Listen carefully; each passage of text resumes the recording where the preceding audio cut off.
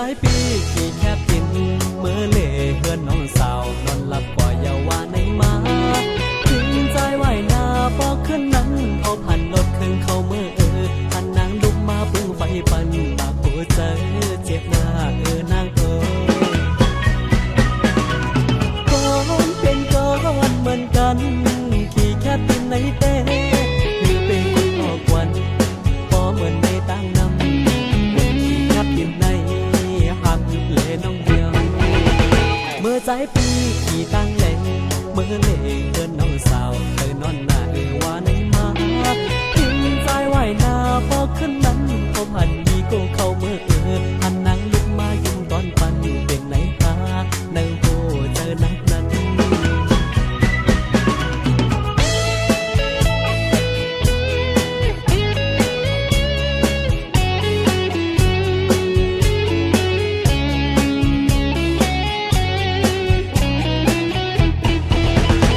ใจปีขี่แคบกิน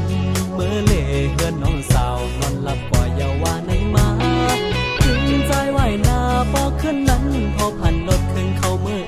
หันนางลุกมาปึ้งไฟปันมาหัวใจเจ็บหน้านางก้อนเป็นก้อนเหมือนกัน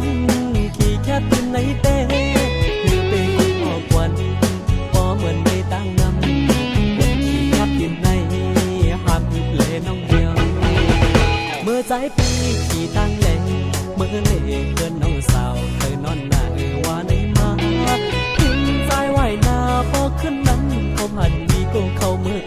หันนางลุกมายุ่งตอนปันเป็นไหนตาในโหเจอนักนั้นก้อนเป็นก้อนเหมือนกันขี่แคบกินในเต้หรือเป็นคนออกวันพอเหมือนในตั้งนำกินในหักเลน้องเดียว